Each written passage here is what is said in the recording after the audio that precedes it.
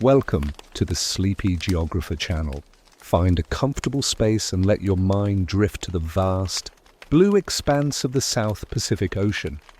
On a map, it is a serene and almost empty space, a great aquatic plain between the Americas and Asia. But what if I told you that this quiet blue canvas holds a secret so vast it has been hiding in plain sight for all of human history? This is not a story of a city of gold or a kingdom sunk in a single cataclysmic night. This is a story far older and far grander. It is the story of a lost continent, not a myth, not a legend, but a real, tangible geological fact. A continent that for millions of years has existed as little more than a whisper in the ocean, a ghost in the deep data of sonar maps and satellite gravity measurements. If you were to sail across the South Pacific, you would see water, an endless, mesmerizing horizon. You would pass islands, yes, the dramatic, cloud-piercing peaks of New Zealand, the rugged, biodiverse fortress of New Caledonia. But for centuries, we have made a fundamental error in perception. We saw these islands as isolated outposts, lonely specks of land adrift in the immense sea. We never paused to consider that they might be connected, that they were not isolated islands, but the highest mountain peaks of a single, colossal, and almost entirely submerged landmass. Imagine an entire continent nearly half the size of Australia. Now imagine that 94% of it lies drowned, more than a kilometre beneath the waves. Its Great Plains are now abyssal plains. Its rolling hills are now seamounts. Its mighty rivers are now submarine canyons, carrying deep-sea currents instead of fresh water. Only the highest, most stubborn peaks remain above the surface to greet the sun and the rain. This is the reality of the continent we now call Zealandia. Its story is written not in ink on parchment, but in the stone of the ocean floor. It is a story told in the patient, slow-moving language of tectonic plates. It is a narrative recorded in the unique DNA of the plants and animals that clung to its last remaining fragments. To hear this story, we must learn to listen not with our ears, but with our imagination and with a deep appreciation for the slow, inexorable passage of geological time. The ocean does not give up its secrets easily. For a long time, the clues were fragmented, puzzling. Strange geology on islands that didn't seem to match their oceanic surroundings. Unusual fossils that spoke of a different, older world. A sea floor that, when mapped, seemed strangely thick, strangely buoyant for a true ocean basin. These were the faint whispers, the subtle hints that something monumental was missing from our understanding of the world. This chapter is just the beginning of our journey. It is the moment we first sense the presence of something more, the first faint tremor of a truth much larger than ourselves. We are standing on the shore listening to the waves and beginning to understand that their sound is not just the movement of water, but the sigh of a drowned world. In the chapters to come, we will learn how to read the maps that lie beneath the maps. We will meet the scientists who pieced together this colossal puzzle. We will journey back in time to when this continent was dry and trace the forces that gently, slowly pulled it beneath the waves. We will explore the life that survived its drowning and ponder what this lost world means for our understanding of the planet itself. But for now, let the idea simply settle in your mind. The world you think you know is not quite complete. There is a seventh continent, or perhaps an eighth, depending on how you count. A silent, sunken giant waiting patiently in the depths of the Pacific. Its name is Zealandia, and it is time we learned its story. To find a lost continent, we must first become lost ourselves. Not in the world, but in our ideas of it. We must be willing to set aside the certainties we were taught, the images etched into our minds since childhood. For the first and greatest obstacle to discovering Zealandia was not the depth of the ocean, but the depth of our own assumptions. We all carry a map in our minds. It is a map of 7 continents: North America, South America, Europe, Asia, Africa, Australia, Antarctica. This list is a rhythm, a nursery rhyme of geography that we learn before we can even properly read. Feels natural eternal, but is it? Or is it a story we have agreed to tell ourselves, a convenient simplification of a far more complex and messy reality? Let us consider this map for a moment. Why, for instance, is Europe considered a continent? Geologically, it is an inseparable peninsula of the vast Eurasian landmass. The Ural Mountains, often cited as a dividing line, are gentle, ancient wrinkles, not a profound geological rift. The division between Europe and Asia is a convention, born from history, culture, and the perspective of early cartographers. It is a line drawn by human hands, not by tectonic forces. Similarly, why are the Americas 2 continents? They are connected by the solid land of Central America, a chain of volcanoes and isthmuses that is, geologically speaking, a continuous piece of crust. We separate them largely because of colonial history and the sheer cultural scale of the 2 landmasses. But the Earth itself makes no such distinction. Our classic map, then, is a palimpsest, a parchment on which the ink of geology has been overwritten by the fainter but more immediately compelling ink of human history. We have sorted the world not by the slow, patient logic of plate tectonics, but by the swift, narrative-driven logic of human exploration and empire. We see borders where there are only transitions. We see separations where there are only connections. This is what is meant by the phrase, "The map is not the territory." The map is a model, a reduction. It is a useful tool, but it is not the world itself. The territory, the actual physical Earth, is infinitely more complex, more subtle, and more surprising. Zealandia forces us to confront this truth head-on. It has been missing from our maps not because it is small or insignificant, but because it does not fit the clean 7-part story we have been telling. So, if the traditional model is a cultural artifact, what then is the geological definition of a continent?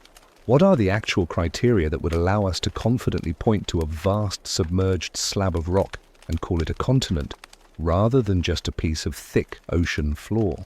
Geologists look for a few key characteristics.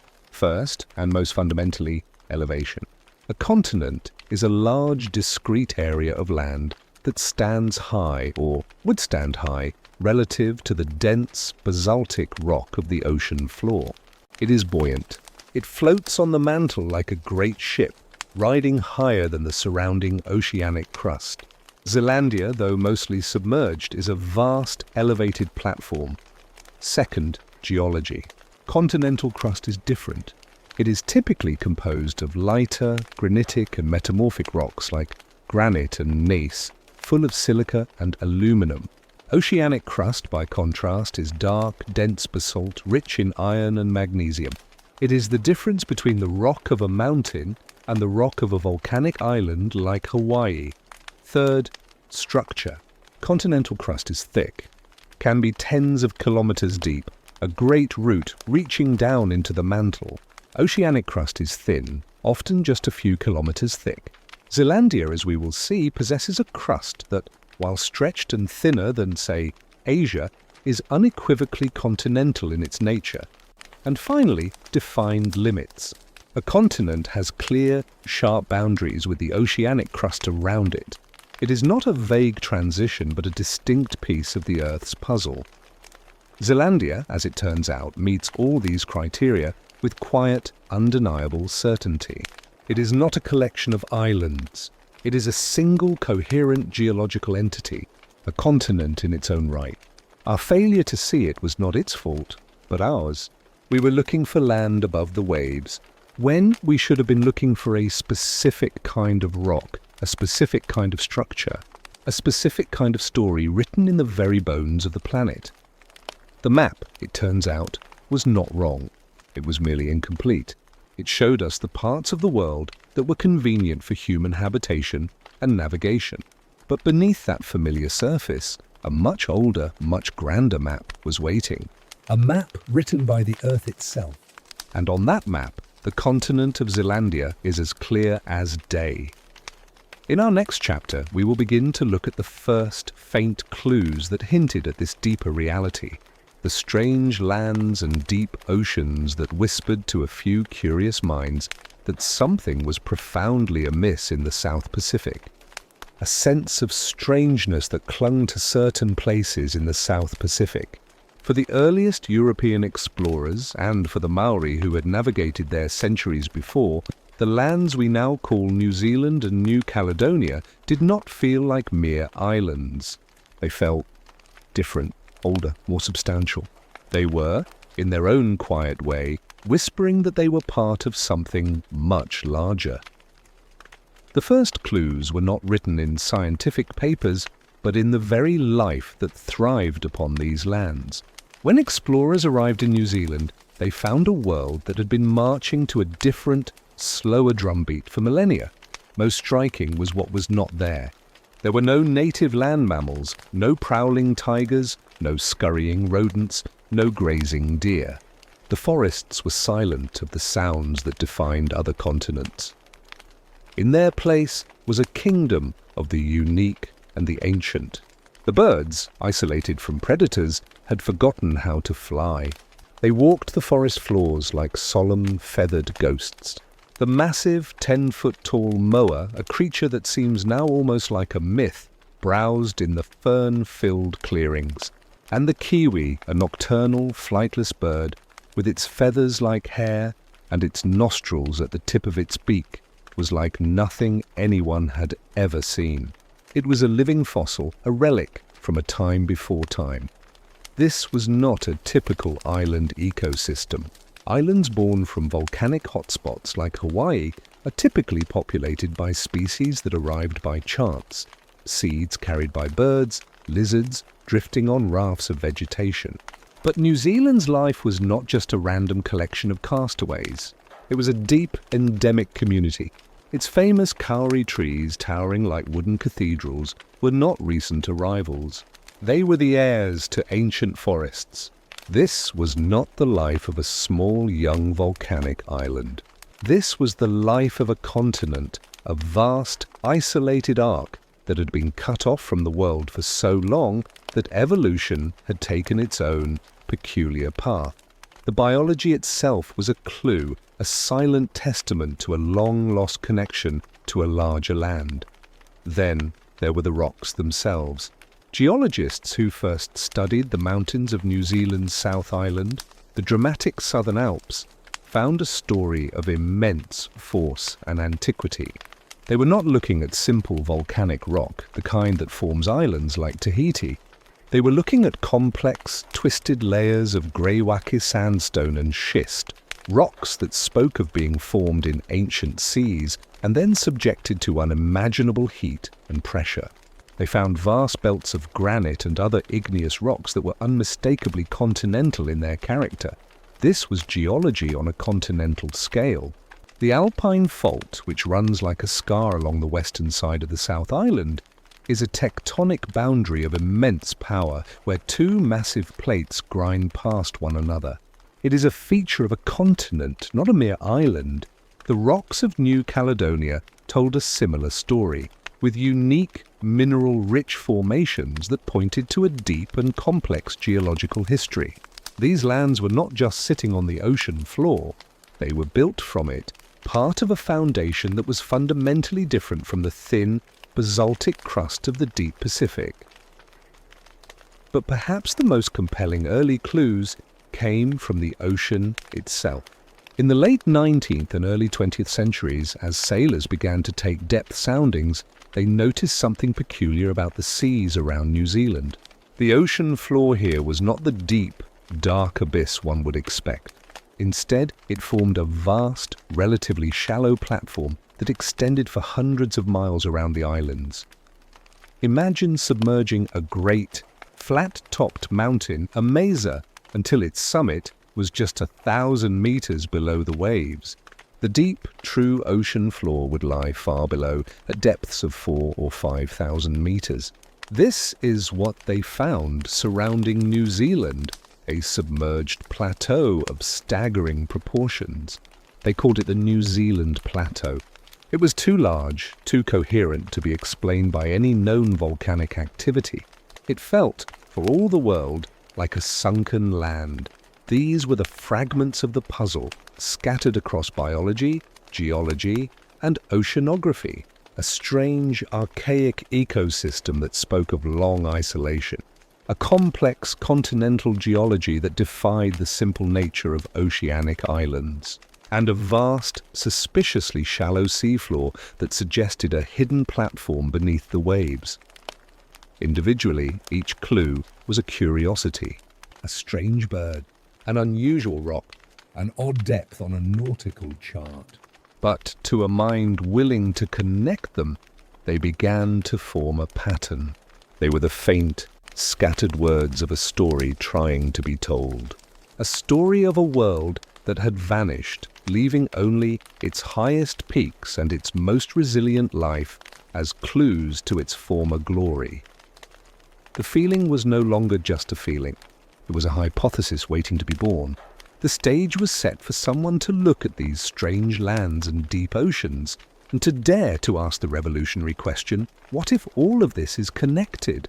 We have gathered the clues: the strange life, the ancient rocks, the suspiciously shallow seabed.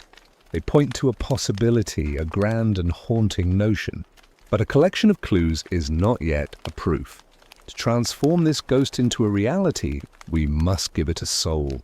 We must ask the most fundamental question of all. What, in the eyes of the Earth itself, is a continent? We must move now from the language of explorers and naturalists to the precise, patient language of geology. For a continent is not defined by the cities upon it, nor the nations that divide it, nor even by the simple fact of being above water. A continent is defined by its essence, by the very stuff of which it is made, and its relationship to the fluid heart of the planet. Let us imagine the Earth's crust not as a collection of countries, but as a family of rocks with two distinct branches. On one side there is the oceanic crust. This is the dark, dense, basalt-rich rock that forms the deep ocean floors. It is thin, often only 5 to 10 kilometers thick. It is heavy and geologically young, constantly being born at mid-ocean ridges and eventually sinking back into the mantle in a great, slow recycling. It is the transient floor of the world, and on the other side there is the continental crust. This is the soul of our story. It is lighter, buoyant, rich in silica, and composed of rocks like granite and gneiss. It is thick, forming deep roots that plunge 30, 40, even 70 kilometers into the mantle. Crucially, it is persistent. Because it is light, it refuses to sink. While oceanic crust is born and dies in a cycle of a few 100 million years, continental crust is ancient, a collection of the planet's oldest memories. It is gathered, crumpled, and preserved over billions of years. It is, in a very real sense, eternal. This, then, is the first and most important criterion: a discrete, large area of buoyant, relatively low-density crust. It must be a single, coherent piece of this ancient, persistent rock. It is not defined by sea level, but by its fundamental difference from the oceanic abyss around it. The second criterion is elevation. A continent, by its very buoyant nature, rides high on the malleable mantle. It is a raft of light stone floating on a sea of denser rock. While its margins may be submerged, its core mass stands proud, creating a natural platform. It is this inherent lift that defines its topography, whether that topography is covered by air or by water. The third is structure. A continent has a thick crust and a deep, complex geological history. It bears the scars of ancient collisions, the intrusions of vast granite batholiths, the folds and faults that speak of eons of tectonic stress. It is not a simple, homogeneous slab. And the fourth is defined boundaries. A continent is not a vague transition. It has clear, sharp edges where its thick, buoyant crust meets the thin, dense crust of the ocean floor. It is a distinct piece in the planetary jigsaw puzzle. Now let us hold these criteria in our minds and turn our gaze back to the South Pacific. Let us look at the data not as a collection of islands, but as a single geological entity. The evidence was staggering. Seismic surveys revealed that the crust beneath the New Zealand plateau and the surrounding seabed was not thin, oceanic basalt.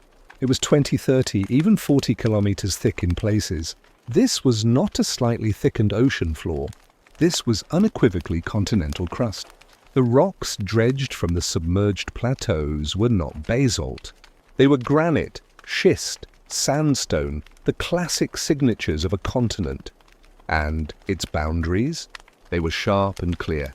To the north, east, and south, this massive block of continental crust ended in steep slopes, dropping away precipitously into the true, deep, oceanic, abyssal plains of the Pacific.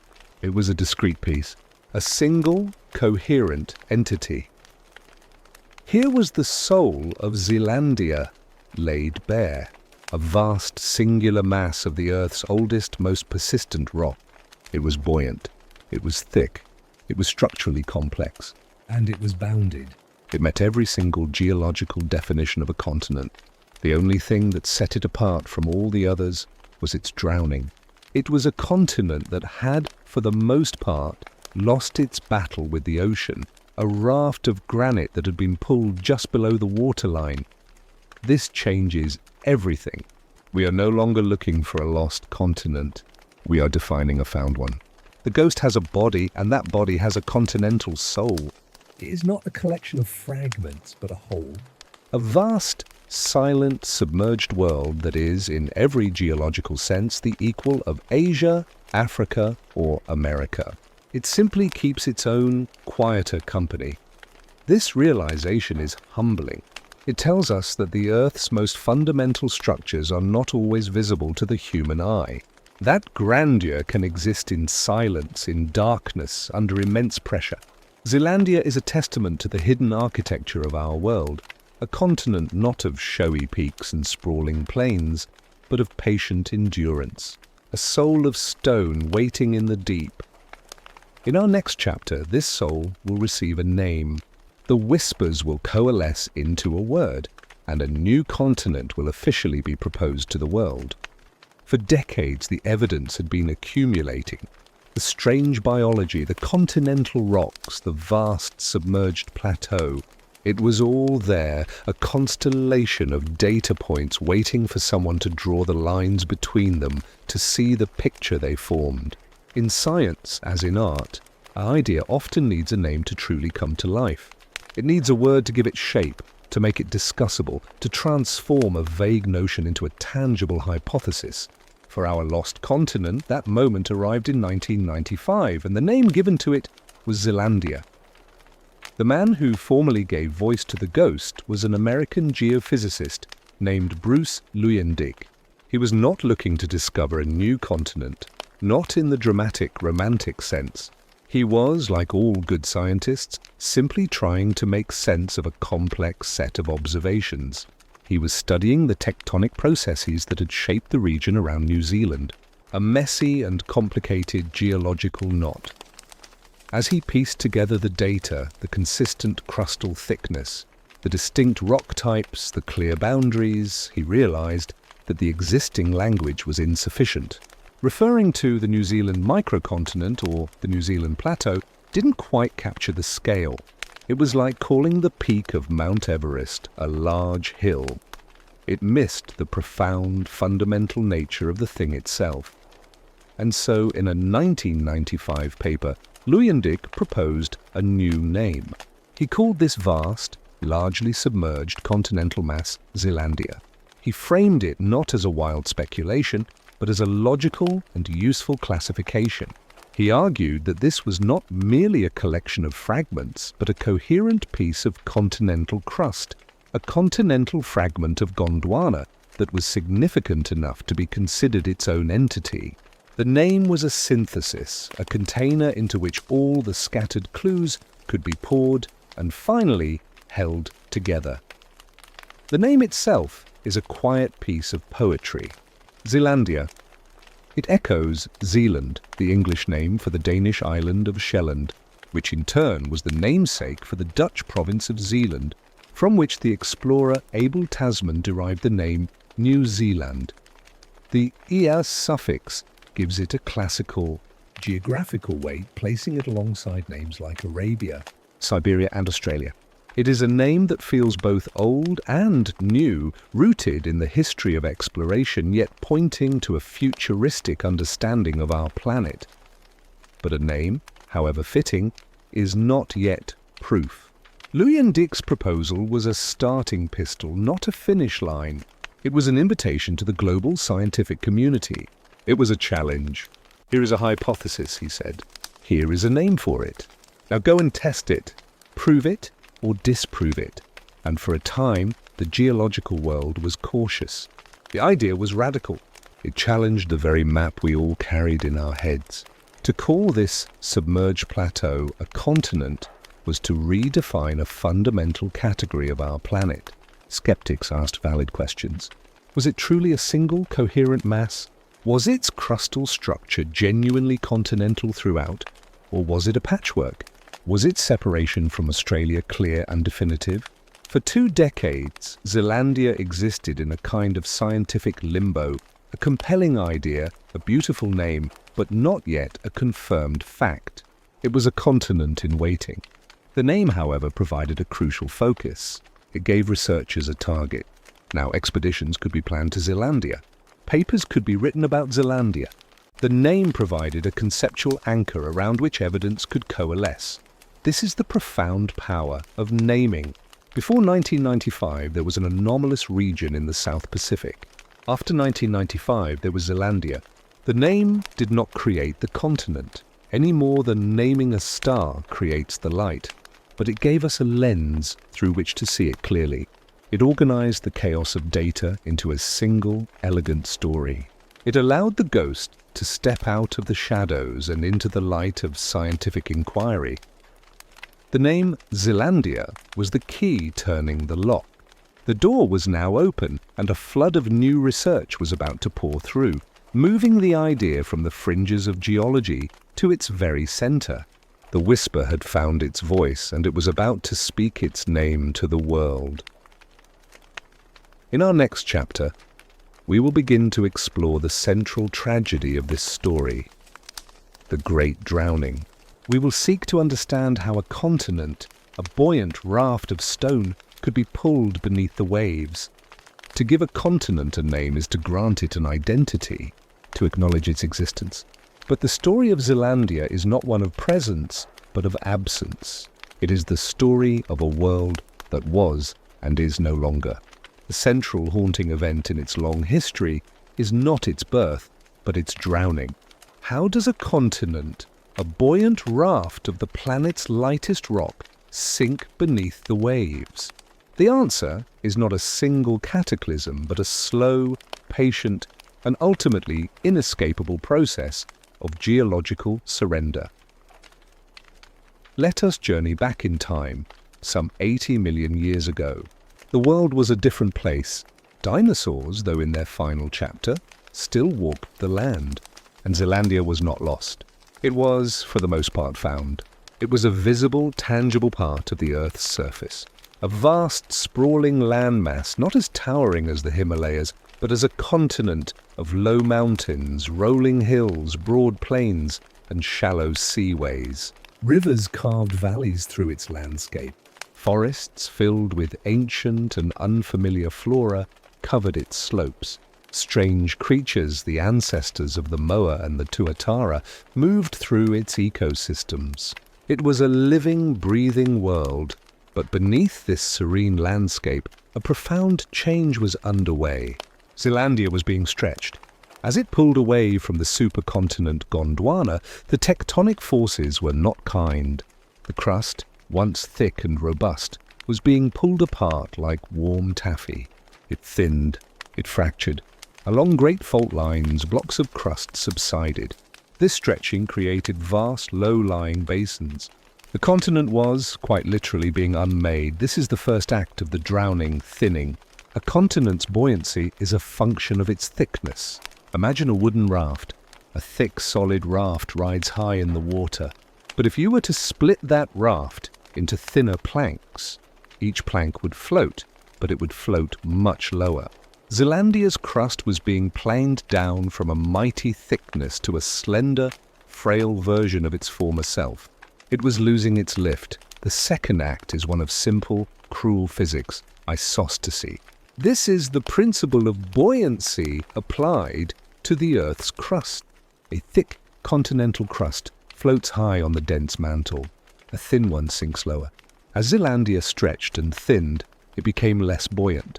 It could no longer support its own height. It began to settle. It began to sink. This was not a rapid plunge. It was a descent of heartbreaking slowness, measured in millimeters per year, but sustained over tens of millions of years. The ocean, patient and relentless, began to claim the land. It did not attack with violent tsunamis, but with a gentle, creeping encroachment. The sea would have first filled the lowest basins, turning river valleys into estuaries, then into shallow seas. The coastline would have slowly retreated, century by century, millennium by millennium, swallowing forests and plains whole. The final push was likely global. Around 35 to 25 million years ago, the world's climate shifted. The polar ice caps grew and sea levels fell globally. But for Zealandia, this was a false reprieve.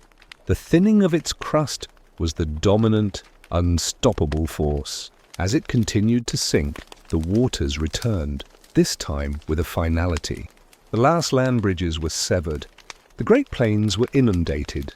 The continent, in its entirety, was submerged. Only the highest, most rugged peaks, the hardiest summits of its former mountain ranges, remained above the waterline as the islands we know today. Think of that slow-motion tragedy. The last forest on a plain that is now the seabed, its leaves falling into water that is permanently rising. The last creature on a hill that is becoming an island, then an atoll, then a seamount. There were no witnesses to this demise, only participants. It was the end of a world, not with a bang, but with a whisper. This is why Zealandia feels so profoundly different from other continents. Its story is one of loss. It is a monument to the impermanence of even the grandest geological structures. The ocean did not conquer Zealandia through force, but through a patient, relentless negotiation with gravity. The continent simply became too thin, too tired to hold its head above water any longer. And so it rests now, a sunken cathedral. Its river valleys are now submarine canyons carrying deep-sea currents. Its forests are now fossilized, buried under layers of marine sediment. Its mountains are the silent, dark foundations for new deep-sea ecosystems. The drowning is complete, but in its silence, Zealandia holds the memory of a world that was, a green and living land now lost to water and to time. The cello melody descends to its lowest possible note, holding it until it fades into the sound of a deep, dark, and absolute silence. In our next chapter, we will travel even further back to the very beginning, to witness the violent birth of Zealandia from the breakup of the great supercontinent Gondwana. To understand the drowning of Zealandia, we must first understand its birth. For its greatest weakness, the thinness that would lead to its submersion, was written into its very genesis. This is a story that begins not with a single continent, but with a supercontinent, and a rupture so profound it would reshape the face of the earth for millions of years to come. This is the story of the breakup of Gondwana. Close your eyes and picture a world 180 million years ago. The continents we know are huddled together in two colossal landmasses, Laurasia in the north and in the south, the behemoth Gondwana. This was not just a cluster of continents. It was a single contiguous entity. Antarctica was nestled against the east coast of Africa. Australia was tucked into the embrace of what would become India, and South America was fused to Africa's western flank. And along the eastern edge of this supercontinent, a long, rugged coastline marked the future of Australia and Antarctica. And attached to this coastline, a sprawling mountainous region that was the proto-Zealandia. The Earth, however, is never still. Deep within the mantle, vast currents of heat were circulating, great convective engines that pay no heed to the arrangements of the surface. A plume of exceptionally hot rock began to well up from the deep, putting immense pressure on the underside of Gondwana. The crust began to dome upward, to stretch, and, finally, to tear. The breakup did not happen all at once. It was a slow, piecemeal unzipping of a planetary seam. First, Africa and South America began their slow, stately waltz apart. Opening the South Atlantic Ocean, then India broke free, setting off on a northward dash that would end in a cataclysmic collision with Asia, birthing the Himalayas. Our focus, however, is on the eastern margin. Around 85 to 60 million years ago, the final act of Gondwana's dissolution began.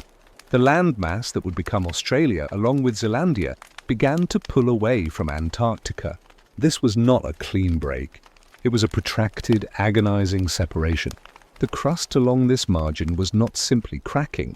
It was being stretched over a zone hundreds of kilometers wide. Imagine taking a piece of thick, stiff clay and pulling it slowly from both ends. At first it thins, and small cracks appear on the surface. Finally, it tears apart. This is what happened to Zealandia. It was not so much a child cleanly leaving its parent, but a piece of the parent itself being stretched and torn until it became its own entity. This process is known as continental rifting. As Australia and Antarctica moved apart, Zealandia was the tissue in between, stretched to its breaking point. The once thick, stable continental crust was pulled apart, becoming thinner and thinner. Great rift valleys, like the ones forming in East Africa today, scarred the landscape. Volcanism would have been widespread as the thinning crust allowed magma to well up from the mantle. It was a world of fire and fracture. This stretching is the crucial, tragic detail. While other continental fragments, like Madagascar, broke off as relatively thick blocks, Zealandia was subjected to an extreme degree of extension. It was pulled so thin that it became a continent in a diminished state. Its crust, which may have once been 40 kilometers thick, was in many places reduced to less than 20. It was born frail. About 60 million years ago, the connection was finally severed. The Tasman Sea began to open between Australia and a now distinct Zealandia. The new continent was adrift, a solitary vessel setting sail on the tectonic plate that bears its name. But it was a vessel with a fundamental flaw. The very forces that gave it independence also sealed its fate. The extensive thinning during the rifting process robbed it of the buoyancy that keeps continents aloft. It was set on a path that could only lead slowly and inevitably downward. The breakup of Gondwana was the creation of the modern world. It gave us the Atlantic Ocean, the Indian subcontinent, the isolation of Australia. But for Zealandia, it was a bittersweet birth. It gained its identity at the cost of its vitality. It was cast adrift, already wounded, already sinking. The stage was now set for the long, quiet drowning we witnessed in our last chapter. The mighty supercontinent was torn apart, and from its eastern edge, a thin, wounded fragment drifted away, carrying with it the seeds of its own disappearance into the blue. We have spoken of Zealandia's drowning and of the violent breakup that set it adrift. But to truly understand its fate, we must look closer at its very substance. We must examine its skin. For while all continents are made of the same buoyant rock, they are not all created equal. Their thickness is their strength, their vitality, and Zealandia, we find, possesses a uniquely thin skin. Imagine two rafts, both made of the same kind of wood. One is built from thick, solid planks firmly bolted together. The other is crafted from panels that have been planed down, sanded until they are slender, almost translucent. Both will float, But the thick raft will sit high and proud in the water, robust against the waves. The thin raft will ride low, its surface barely above the surface, vulnerable to the smallest swell. This, in essence, is the difference between a continent like Asia and our own Zealandia. The average continental crust is about 30 to 40 kilometers thick. In the mighty Himalayas or the Tibetan Plateau, it can be double that, a deep, powerful root anchoring the highest peaks on Earth. This thickness grants immense buoyancy. It is a geological fortress. Zealandia, by tragic contrast, is a ghost of this robustness. During its traumatic separation from Gondwana, it was not cleanly sliced off. It was stretched. The crust was pulled taut over a rising plume of hot mantle like skin over a blister. This process, known as continental extension, did not create a new edge. It attenuated the entire body. Vast regions of Zealandia's crust were thinned to a mere 10 to 20 kilometers. In some places it is even less. This is astonishingly thin. It is the absolute minimum for what can still be considered continental crust. In geological terms, it is the difference between a hearty loaf of bread and a delicate cracker. They are made of the same fundamental ingredients, but one is substantial, the other fragile. This thinness is not a superficial trait. It is a fundamental character flaw written into the continent's very being. A thick crust creates high topography, mountains and plateaus that stand well above sea level. A thin crust creates low topography, rolling hills and wide plains that are, at best, near sea level. Zealandia was born not with towering peaks, but with a subdued, low-lying profile. It was a continent of gentle landscapes, not dramatic ones. Its destiny was written in this lack of elevation. The consequences of this thin skin are profound. First, and most obviously, is the lack of buoyancy. There is simply not enough volume of light rock to displace the heavy mantle beneath and keep the landmass riding high. It is a tired raft destined to float low in the water. Second, this thinness made it extraordinarily vulnerable to the whims of global sea level. During the ice ages, when vast quantities of water were locked up in glaciers, sea levels dropped. More of Zealandia's low-lying plains would have been exposed. But during warm periods, like our current one, the seas rise, and a continent like Zealandia, with its low profile, is the first to be inundated. And has no high ground to retreat to. Its margins are its heartland. Third, a thin crust is a warm crust. The insulating blanket of rock is not as thick, so heat from the Earth's interior escapes more easily. This sounds minor, but it has effects. It can make the crust more flexible, more prone to subsidence over millions of years. It is a slow thermal sinking. And finally, this thin skin dictated the nature of the life it could support. There were no vast, high-altitude refugees, no immense mountain ranges to create complex rain shadows and diverse climates. It was a continent of moderation, of gentle gradients. When the waters began to rise, there were few places for its ecosystems to escape to. The drowning was, for much of its life, a total envelopment. So we see that Zealandia's fate was not a random accident, nor a sudden catastrophe. It was a direct, inevitable consequence of its thin skin. The same forces that gave it independence, the stretching and rifting, also inflicted this mortal weakness. It is a continent that carries the scar of its birth in its very form, a form that is elegant, slender, and tragically susceptible to the embrace of the sea. In its thinness, we find a profound geological lesson. Grandeur is not only about height and mass. It can also be found in resilience, in the quiet endurance of a form that exists at the very edge of what is possible for a continent. Zealandia is the minimalist of continents, a sketch where others are full paintings. And there is a stark, quiet beauty in that. A hypothesis can be beautiful, a name can be poetic, but in the end, the earth speaks not in words, but in stone. For Zealandia to step out of the realm of intriguing theory and into the canon of established fact, it needed a voice that could not be argued with. It needed the testimony of rock itself. This chapter is the story of that testimony. It is the story of learning to listen to the voices in the stone. For the skeptics, the question was simple. Show us the rock.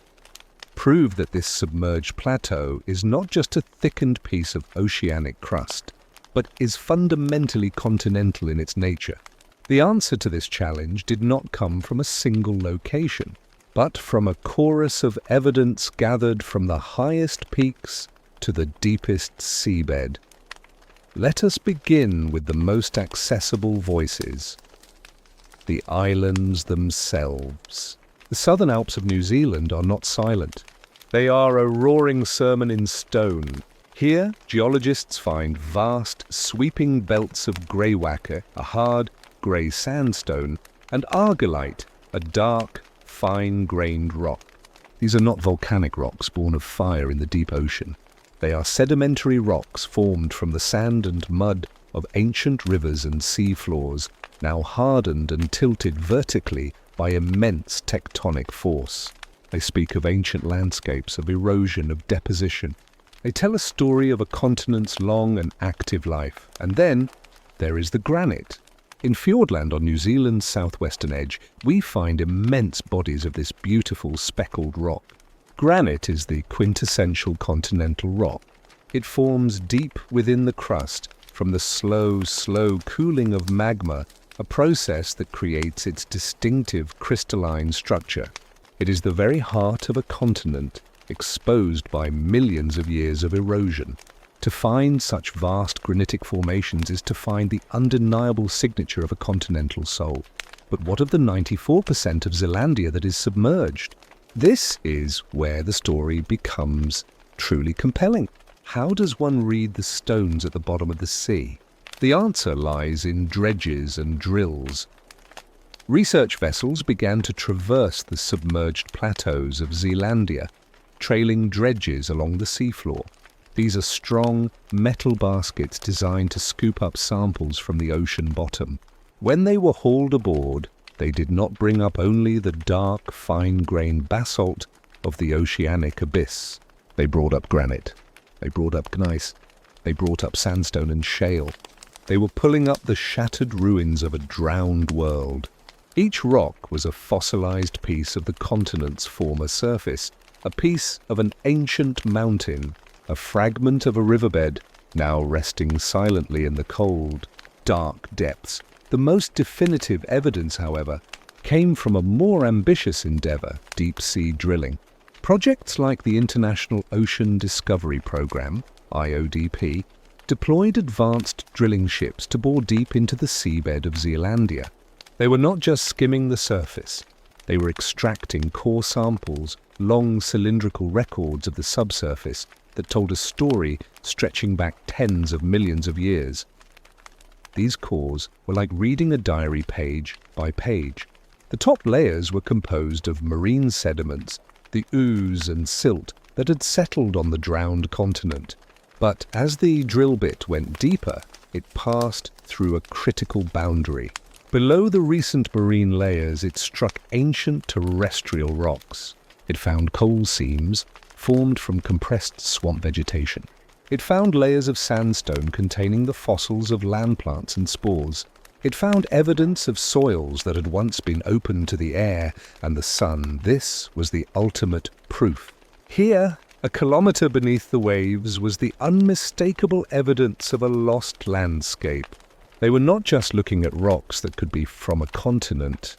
They were looking at the very soil and swamps that had once existed on that continent's surface. They had found the ghost of the land itself, preserved in the deep. Each of these rocks, the granite of Fiordland, the greywacke of the Alps, the continental rocks dredged from the deep, the fossil soils pulled from the drill cores, spoke with a different accent, but they all told the same story. They were all pieces of the same geological family, all born from the processes that build continents, not the processes that build ocean floors. The voices in the stone were now a chorus, and their song was clear and undeniable. Zealandia was not a hypothesis. It was not a microcontinent. It was a continent, full and complete, its history written in granite and sandstone, in coal and fossil, a story patiently waiting for millions of years to be read. The story of Zealandia is not only written in stone, but in life itself. For while the ocean claimed the land, it could not entirely erase the memory of its ecosystems. The highest peaks that remained above the waves, the islands of New Zealand and New Caledonia, became arks. Not arks that sailed to safety, but arks that were stranded, carrying a precious and strange cargo of life through a flood of geological time. The creatures and plants that clung to these last remaining fragments are the living echoes of the lost continent. When a continent drowns, its life faces a simple, brutal choice: adapt or perish. In Zealandia's case, the drowning was a slow, selective filter. The lowland forests, the sprawling plains, the riverine ecosystems, they were lost entirely, their biological memory wiped clean. But the high-elevation life, the hardy species of the mountains and uplands, found refuge on the new, much smaller islands. They were survivors on a dramatically shrunken world, and their isolation would lead to one of the most extraordinary evolutionary experiments on the planet. The most famous legacy of this isolation is the birds. In the absence of native land mammals, for no moles, no deer, no wolves could cross the widening watery moat, the birds of Zealandia were released from a specific set of pressures. There were few predators to flee from, and the forest floor became a new, unoccupied niche. And so many birds simply Stopped flying. The moa, a group of a dozen or so species, some towering over 3 meters tall, became the gentle, browsing giants of the forest. With no need for wings, theirs became tiny, vestigial things. They were the ecological equivalents of deer or antelope, but clad in feathers. Then there is the kiwi, a creature that seems to defy categorization. It is a bird that behaves like a mammal. It is nocturnal with a superb sense of smell, its nostrils at the very tip of its long beak, probing the soil for invertebrates. Its feathers are hair-like and it lays an egg that is colossal relative to its body size. The kiwi is not just a flightless bird. It is a bird that has fully embraced a life on the ground, a path it could only have taken in a world without terrestrial predators. But the avian strangeness does not end there. The kakapo, the world's only flightless parrot, is a heavy nocturnal ground-dwelling bird that climbs trees and emits a low, booming call to attract mates. The ancient, prehistoric-looking takahe, a large, vibrant blue and green rail, was thought extinct until it was miraculously rediscovered in a remote valley. These are not mere species. They are concepts of what a bird can be, concepts that were allowed to flourish only in the profound million-year quiet of the Zealandian ark. And then there is the tuatara. This is perhaps the most profound living link to the age of Gondwana. It looks like a simple lizard, but it is not. It is the sole surviving member of an entire order of reptiles, the Rhynchocephalia, which thrived alongside the dinosaurs 200 million years ago. Every other lizard, snake, and iguana in the world belongs to a different, more modern lineage. The tuatara is a living fossil in the truest sense, a relic that outlasted the dinosaurs and the drowning of its continent, surviving only on the islands of New Zealand. It is a whisper from the world that was. The flora tells a similar story of ancient isolation. The forests of New Zealand are dominated by trees that speak of a bygone era. The mighty kauri, one of the largest and longest living trees in the world, is a descendant of the ancient conifers that covered Gondwana. The lush green tree ferns that define the New Zealand understory are a direct link to the Jurassic period. These are not recently arrived species. They are the heirs to the forests that once covered the vast, dry plains of Zealandia. New Caledonia, the other major fragment of the ark, holds its own unique treasures. It is a global hotspot for endemic conifers and has its own strange, flightless bird, the cargu, a ghostly ash-grey creature with a haunting cry, found nowhere else on Earth. This unique assembly of life is not an accident. It is a direct consequence of continental isolation. These species did not arrive on a volcanic island. They were stranded on a continental one. They are the last remaining citizens of a drowned world, their very DNA a record of the Great Drowning. Their evolutionary paths, so bizarre and wonderful, are a perfect mirror of the geological story, a story of isolation, survival, and a world that has otherwise vanished. To walk through a New Zealand forest, to hear the call of a kiwi in the night, or to see a tuatara sitting motionless on a rock, is to be in the presence of something truly ancient. You are not just looking at a bird or a reptile. You are looking at a castaway. You are witnessing the tenacious, beautiful and strange life that held on against all odds on the last lonely arcs of the continent of Zealandia. For millions of years, the story of Zealandia was one of geology and biology, of stone settling and life adapting in profound isolation. but every story of a land, however lost, eventually becomes a story of people. The final act in the ancient history of Zealandia begins not with a written record, but with an epic voyage across the world's greatest ocean, guided by the stars, the waves, and a deep, intuitive reading of the natural world. For a long time, the continent slept in silence. Its islands were inhabited only by the rustling forests, the calls of strange birds, and the wind sweeping over its peaks. Then, around the 13th century, a change arrived on the horizon. Not a geological change, but a human one. From the heart of Polynesia, great double-hulled canoes, or waka, began to venture south and west into the vast, empty quarter of the Pacific. Their passengers were the ancestors of the Maori. These were the greatest navigators the world has ever known. They crossed thousands of kilometers of open ocean without compasses or charts. They read the stars as a map, memorizing the star paths that led to known lands. They understood the patterns of ocean swells, how they bent and reflected around unseen islands. They watched the flight of birds, knowing that certain species would fly out to sea to fish, but always return to land at dusk. They could sense land in the composition of the clouds that gathered over distant peaks. What did they sense as they approached the shores of this new land? The largest islands they had ever seen, with snow-capped mountains that scraped the sky. They named it Aotearoa, the land of the long, white cloud. But was it just the visible land they were discovering? Or did they, on some profound level, sense the presence of the Wenua, the land, in a much larger sense? Did they feel the immense, submerged bulk of the continent beneath their waka?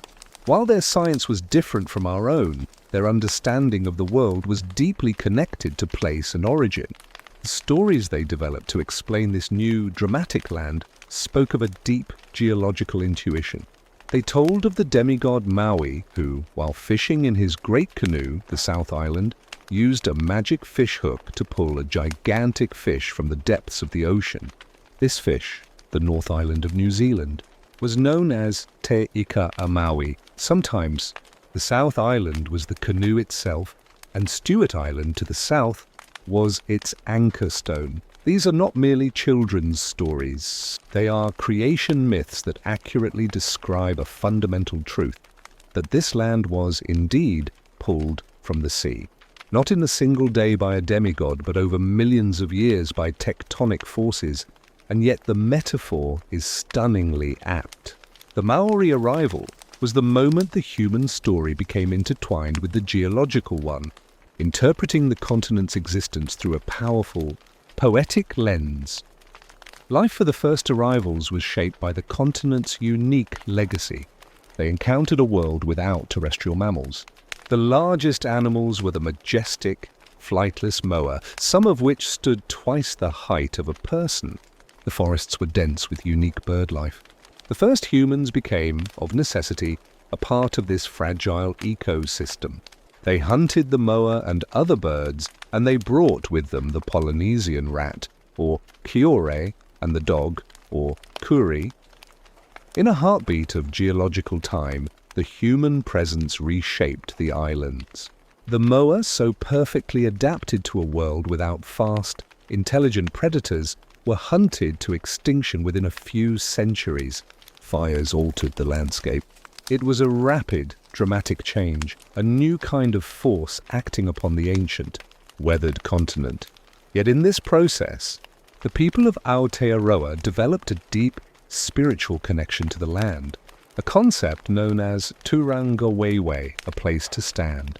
Their identity became rooted in the mountains, rivers, and coasts of this new home. The mountains were not just scenery. They were ancestors. The land was alive, and they were part of it. The arrival of the Maori is a poignant and pivotal chapter in the story of Zealandia. It marks the moment the silent biological arc of the continent found a voice. It was the end of one kind of isolation and the beginning of a new human story. The navigators, in their incredible journey across the Pacific, had not just discovered a group of islands. They had discovered the last proud peaks of a sunken continent, and in doing so they became its people, its guardians, and the inheritors of its deep, ancient story. For centuries, the full truth of Zealandia remained just out of reach, a ghost sensed but not seen. The clues were there, in the strange rocks and the unique life, but the canvas was too vast, the veil of water too deep. The final act of discovery, the one that would paint the entire continent in vivid detail, required a new way of seeing. It required us to learn how to chart the depths. The first great leap came from the echoes of war. During and after the Second World War, the development of sonar, sound, navigation and ranging revolutionized our understanding of the ocean floor. Warships used it to detect submarines, but scientists soon saw its potential to map the seabed. A vessel would send a pulse of sound down through the water and then listen for its return echo. The time it took for the sound to travel down and back revealed the depth below. Early sonar profiles around New Zealand revealed the shocking truth. They did not show a steep, sharp drop-off into the deep abyssal plains, as one would expect around a mere island. Instead, the soundings revealed an immense, mostly shallow platform extending for hundreds of miles in every direction. It was the outline of the sunken continent. The data began to trace the shapes of submerged mountain ranges, vast plateaus, and deep sedimentary basins, all on a scale that was undeniably continental. The ghost was beginning to take form in lines of data on a rolling sheet of paper. But single-beam sonar was like feeling your way through a dark room with a single, narrow flashlight beam. You could see what was directly below, but the full picture remained fragmented, isolated. The true revelation came with the advent of multi-beam sonar. This technology, developed more fully in the late 20th century, was like switching on a brilliant chandelier. Instead of one sound pulse, a whole fan of beams would sweep the sea floor simultaneously, painting a detailed, high-resolution picture of the topography. Suddenly, the drowned world came into breathtaking focus. The maps that emerged were not the smooth, featureless plains once imagined. They showed a landscape as complex and varied as any on the surface. Vast, rolling plains that were once the continent's heartland. Jagged submerged volcanoes, deep, winding canyons that were once river systems, now carrying turbidity currents instead of fresh water. It was a complete, if drowned, world.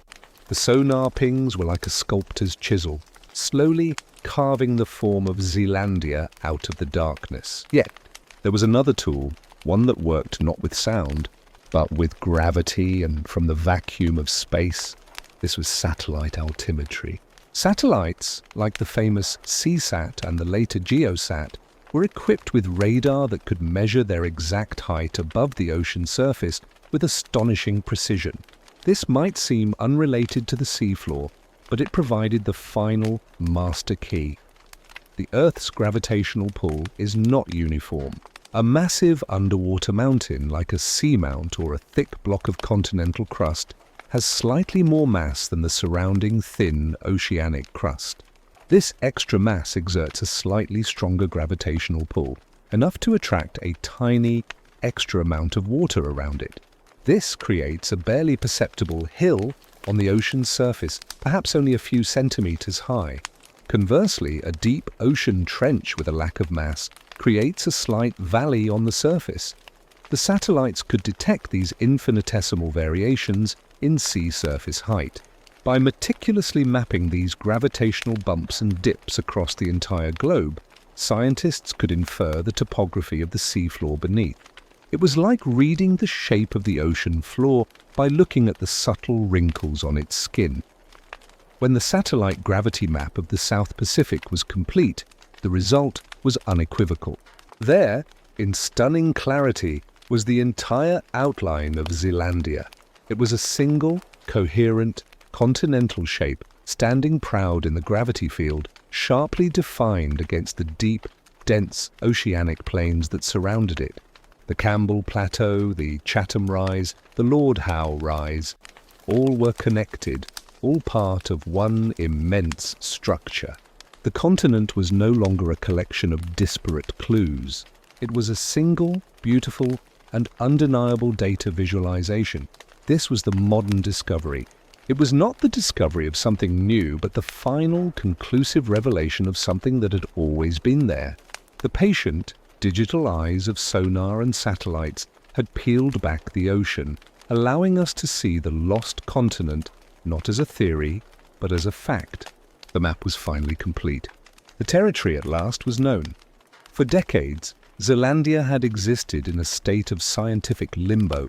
A compelling idea, a beautiful name, a growing mountain of evidence. It was a continent in all but official status. It had the soul, the body, and the voice. But in the world of science, as in any community, there comes a time when a new idea must stand before its peers and be formally welcomed. For Zealandia, that moment arrived in 2017. The stage for this acceptance was not a dramatic conference hall vote, but something far more fitting for a continent of such quiet character, the pages of a respected scientific journal.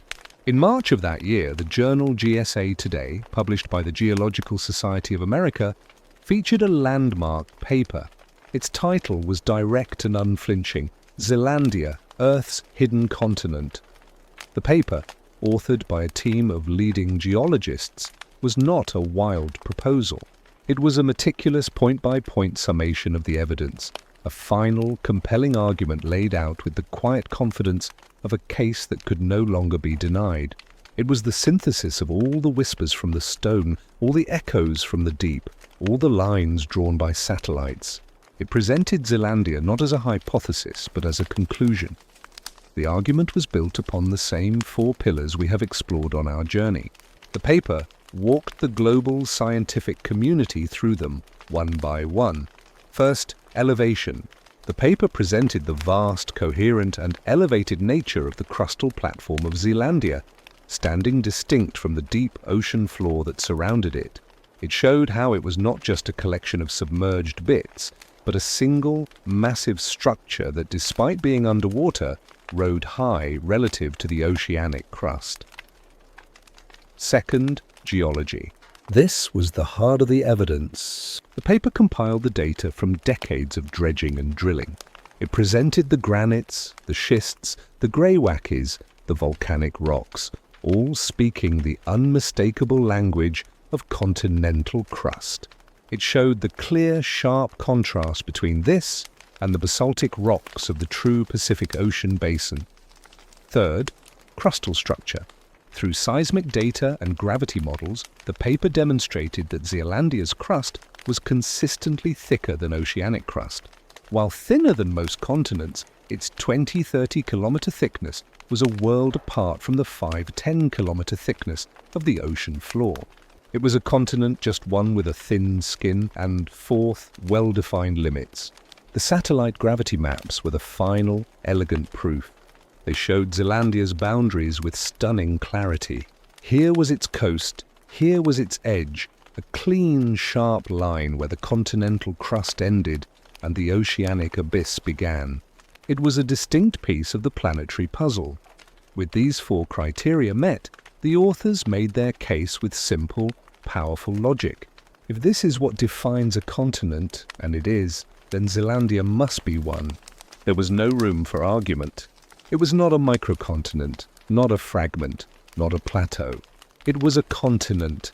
The response from the scientific community was not one of uproarious debate, but of quiet, widespread assent. It was a nod. The evidence was too clear, the argument too sound. News outlets around the world picked up the story, and the public was introduced to the 8th continent. Headlines proclaimed its discovery, though, as we know, it had not been discovered so much as recognized. This official nod was more than a semantic change. It was a fundamental shift in our understanding of the Earth's geography. It was the moment the map in our minds was irrevocably altered. We could no longer look at the South Pacific and see an empty blue space. We now saw a continent. It changed the area of the continental crust on Earth by nearly 5 million square kilometers. It was, in a very real sense, the discovery of a new world, even if that world was submerged. But perhaps the most beautiful aspect of this recognition was its lack of drama. There was no prize given, no ceremony held. It was an acknowledgement, a consensus reached through the patient accumulation of evidence. It was science at its best, self-correcting, humble, and wondrous. The community had looked at the data, listened to the story, and agreed. Zealandia was home. And so the ghost was laid to rest, not by being exorcised, but by being given a permanent seat at the table. The lost continent was lost no more. It had been found, measured, understood, and finally welcomed. Its long, patient wait in the darkness was over. It was now, and would forever be, a part of our world, not as a myth, but as a fact. A serene, sunken fact waiting in the deep. The official recognition of Zealandia was not an endpoint. It was, in many ways, a starting gun. For with its status confirmed, this vast submerged landmass ceased to be merely a curiosity and transformed into one of the most compelling laboratories on Earth. A continent, largely untouched and perfectly preserved in a cold, dark archive, was now open for business. Scientists from across the globe turned their eyes and their tools toward the deep, ready to interrogate this silent world for answers to some of our planet's deepest questions. The first and most poignant line of inquiry seeks to reconstruct the lost world itself. What was it like? What creatures walked its plains? What winds rustled through its forests? The primary tool for this detective work is the deep-sea drilling vessel, the most famous being the Geology's Resolution. This ship is not a mere boat. It is a floating time machine. It positions itself over key locations on the sunken continent, deploys a drill string that can penetrate kilometers of seabed, and pulls up core samples. These long cylindrical tubes of sediment and rock are the diaries of the deep. Within their layers, scientists find the microscopic fossils of pollen and spores, the dust of ancient forests. They find the remnants of terrestrial plants, and even the fragile bones of small, land-dwelling creatures. Each core is a vertical timeline telling the story of how a thriving terrestrial ecosystem was gradually, inexorably drowned by the sea. They are reading the final chapters of Zealandia's green life, page by sedimentary page. But the laboratory of Zealandia offers more than just a glimpse into a lost world. It is also a unique window into the very machinery of our planet, the engine of plate tectonics. Zealandia's thin crust is its defining and most scientifically valuable feature. How does a continent stretch so thin? What are the precise mechanisms that cause it to break, but not quite disappear? To answer this, geophysicists conduct seismic surveys. They use air guns to send powerful sound waves deep into the crust and an array of hydrophones to listen to the echoes. It is a form of planetary ultrasound. By analyzing how these sound waves bounce back from different layers, they can create a detailed, three-dimensional image of the continent's internal structure. They can see the faults, the magma chambers, the ancient roots. They are, in effect, creating a CAT scan of a continent, diagnosing the very illness that led to its drowning. This knowledge doesn't just tell us about Zealandia, it helps us understand how all continents form, stretch, and sometimes fail. Furthermore, Zealandia's long, slow submersion makes it a perfect recorder of past climate. As sea levels rose and fell with the pulse of the ice ages, Zealandia's vast, shallow shelves were alternately exposed and flooded. Each cycle left a distinct signature in the sediment. By studying these layers, climatologists can reconstruct a high-resolution history of global sea level change and ocean currents over tens of millions of years. The continent becomes a vast natural archive, its seabed layers acting as the ledger sheets of Earth's ancient climate. In its silence, it holds the data to predict our future. The life that exists on its submerged slopes is another subject of intense study. The seamounts and plateaus of Zealandia are not barren. They are oases in the deep, hosting unique ecosystems of deep-sea corals, sponges, and strange fish species found nowhere else. These cold-water coral gardens are slow-growing and incredibly ancient, some individuals living for thousands of years. Biologists are only beginning to catalogue this hidden biodiversity, understanding how life colonizes and thrives on a sunken continent. It is a whole new biogeographic province, a submerged Serengeti waiting to be discovered. Every cruise, every drill core, every seismic profile adds another piece to the puzzle. Zealandia is no longer a passive subject, a fossil to be admired. It is an active collaborator in the scientific process. It offers its thin crust to teach us about rifting. It offers its sediment archives to teach us about climate. It offers its drowned landscapes to teach us about the fragility of ecosystems. The continent, once lost, has become a guide. It reminds us that the most profound discoveries are not always about finding new lands to walk upon, but about finding new ways to see the lands both above and below the waves that we thought we already knew. The laboratory is open, the lights are on, and the quiet work of understanding has begun. We have mapped its contours, we have drilled its secrets. We have given Zealandia a name and a place in the world. But now let us venture beyond the data. Let us use the brush of science and the palette of imagination to paint a picture of the world that is. Let us descend in our minds to the sunken heartland to see what lies beneath the waves. The journey down is a journey into a different state of being. The light fades from blue to indigo, then to a black so absolute it feels physical. The pressure mounts, an immense, silent weight that would crush any surface-dwelling thing. The temperature hovers just above freezing. This is not a place for life as we know it. And yet, this is the heart of a continent. If we could switch on a light powerful enough to illuminate hundreds of kilometers, what would we see? We would not see a flat, featureless plain. We would see a landscape. A ghost landscape, preserved in stunning detail but frozen in a perpetual, watery night. Our light would first reveal vast, rolling, abyssal plains. But these are not mere seabed. These are the drowned valleys and lowlands of Zealandia. What were once sweeping grassy plains, perhaps roamed by herds of ancient, unknown creatures, are now covered in a fine, constant rain of marine snow, the detritus of life from the sunlit world above. The soil is still there, buried beneath meters of ooze, a frozen testament to a world that knew the sun and the wind. Rising from these plains, we would see the hills. Not the gentle green hills of our world, but their stark, submerged skeletons. They are seamounts and guyots, their peaks flattened by the relentless waves of a sea that has long since claimed them.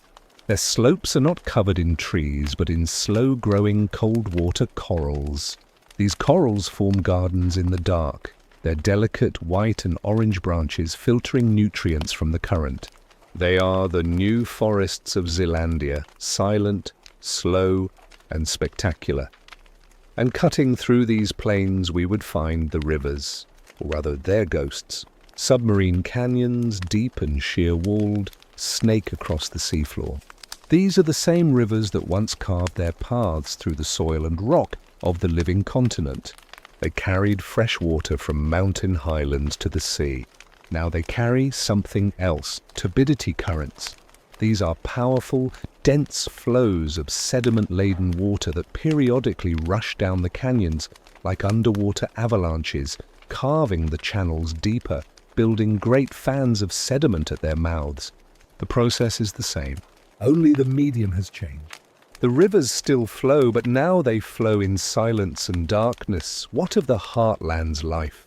The great forests are gone, of course, but their memory persists. Deep-sea drilling has brought up cores containing fossilized pollen, the dust of ancient flowers and trees. In the darkness, one can imagine the silhouette of a mighty cowrie-like ancestor, its form now replaced by the graceful, non-physical arc of a canyon wall. The bones of the moa's ancient, unknown predecessors may lie buried in the sediment, waiting for a drill bit to discover them. This is a world of absences that speak louder than presences. The silence here is the most profound element. It is not the quiet of a forest or a desert. It is the silence of a cathedral after the congregation has departed for the last time. The sounds are sparse and alien, the crackle of a shrimp, the low-frequency groan of the Earth's crust, the almost imperceptible hiss of a hydrothermal vent. The wind does not whisper here. The birds do not call. The only constant is the weight of the water and the slow, patient accumulation of time. To contemplate the sunken heartland is to feel a deep, geological melancholy. It is to witness the memory of a world that breathed, a world that was vibrant and alive, now suspended in a blue, liquid amber. It is a landscape of profound beauty, but it is a beauty of loss, of stillness, of a story that was interrupted millions of years ago. Yet in this stillness there is also a strange peace. The relentless churn of the surface, the daily struggle for light and space, is gone.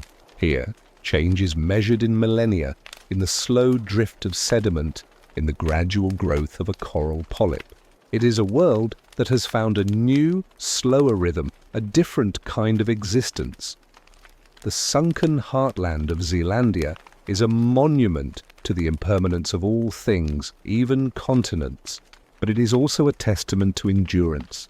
The land is still there. It holds its shape. It remembers. And in the absolute darkness, under the immense pressure it waits, a silent, dreaming world beneath the waves. To think of Zealandia as a silent, sunken world is to only know half of its story. For this continent is not resting in peaceful isolation. It resides in a dynamic and at times violent neighborhood. Its very shores are defined by one of the most geologically active zones on Earth, the Pacific Ring of Fire. This is not a story of quiet solitude, but of a constant slow-motion dance with its titanic neighbors, a relationship that is both creative and destructive. The Pacific Ring of Fire is a vast, horseshoe-shaped belt that encircles the ocean, a realm where tectonic plates collide, dive and grind past one another. It is a landscape of volcanoes, earthquakes and deep ocean trenches, and Zealandia sits squarely upon its fiery rim. Its eastern and western edges are not gentle slopes into the deep, but active and often explosive boundaries. To the east of New Zealand's North Island, the true Pacific Ocean floor, the Pacific Plate, is on the move.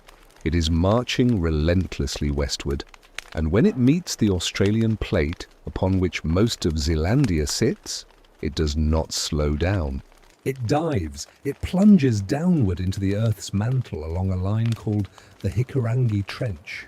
This process, known as subduction, is one of the most powerful forces on the planet. As the Pacific plate descends, it generates immense friction and heat. This melts the rock above, feeding magma into the crust of Zealandia's eastern margin. This molten rock finds its way to the surface, building a line of fiery sentinels. This is the Taupo volcanic zone, one of the most productive and explosive volcanic regions on Earth. Here, we find the majestic, cone-shaped Mount Ruapehu, and more ominously, the vast simmering caldera of Lake Taupo itself. This beautiful lake is the remnant of a volcanic eruption so colossal it dwarfed any in recorded history, an event that occurred from the very heart of the submerged continent. This is Zealandia's fiery breath, a direct consequence of its neighbourly relations. But the drama does not end there. To the southwest, along the spine of New Zealand's South Island, the boundary between the plates changes its character. Here, the Pacific and Australian plates are not colliding head-on. They are grinding past one another. This is the Alpine Fault, a clean, stark scar on the landscape. It is a transform boundary, and it is one of the most active and significant faults on the planet. The forces here are immense. The Southern Alps are being thrust upward at a breathtaking pace, a direct result of this lateral grinding and compression. Earthquakes along this fault are not a matter of if, but when. The landscape here is raw, jagged, and young, a testament to the incredible power being exerted along the edge of the continent. This is Zealandia's backbone, being twisted and lifted even now. And in the middle of the North Island we see a different, more subtle tension. The Taupo volcanic zone is not just a line of volcanoes. It is also a place where the continental crust of Zealandia is being stretched thin from within, a process called rifting. This is the same kind of stretching that doomed the continent to drown in the first place, still active today. It is a reminder that the forces that shaped Zealandia's past are still actively shaping its present. So, we see a continent caught in a tectonic vice. To the east, it is being consumed by subduction, fighting back with volcanic fire. To the west, it is being sheared and uplifted along the Alpine Fault, and at its heart, it is still being stretched. This is the dynamic reality of Zealandia. It is not a passive, drowned relic. It is an active participant in the planet's deep cycles. This relationship with the Ring of Fire gives Zealandia a dual nature. It is a continent of profound stillness in its sunken heartland, and a continent of breathtaking activity along its margins. It is a land of silent, drowned forests and roaring, active volcanoes, of ancient, stable rock and young, violently uplifted mountains. To understand Zealandia is to understand this paradox. It is a continent that embodies both the enduring patience of geology and its sudden, explosive power. It is a neighbor to the fire, and that relationship has defined its past, shapes its present, and will ultimately dictate its future. The silence of the deep is, in truth, the quiet between the movements of a much larger and never-ending dance. We have spoken of the fiery borders of Zealandia, the clashing of plates, and the breath of volcanoes. But now let us turn our gaze inward, away from the margins, and back into the quiet heart of the sunken continent. Here, in the perpetual night, a different kind of wilderness has taken root.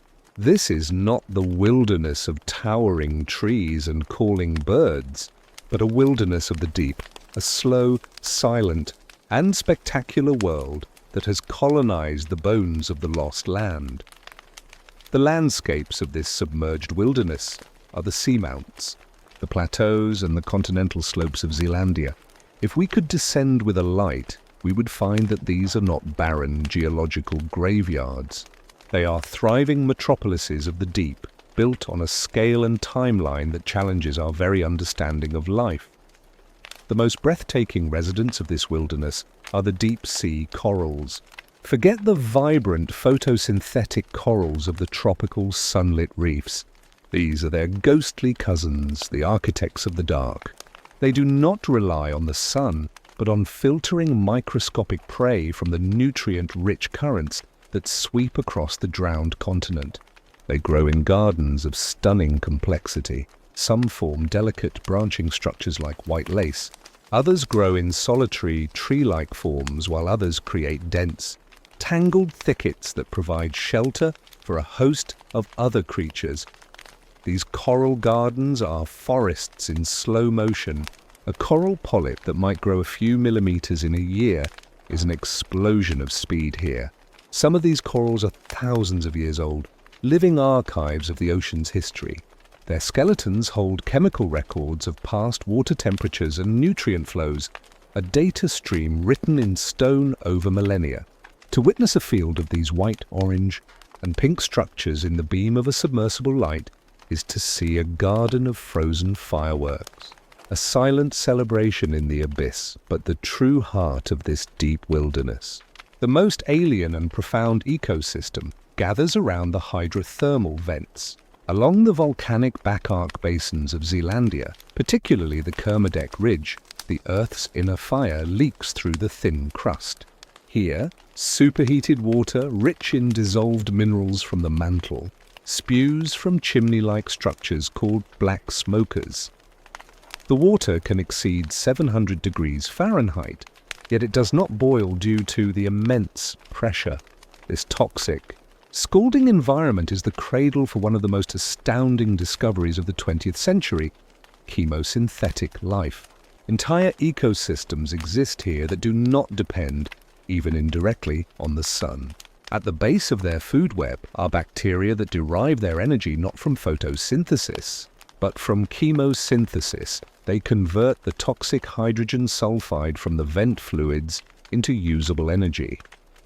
These bacteria form the pasture upon which a whole menagerie of strange life grazes. Giant tube worms lacking mouths or digestive systems harbor these bacteria inside their bodies in a symbiotic embrace.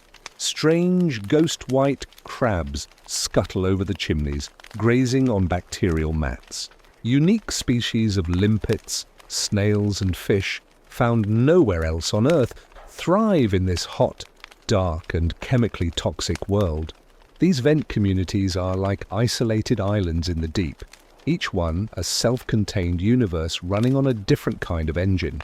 They are the ultimate expression of life's tenacity, a wilderness born not of light and soil, but of fire and rock.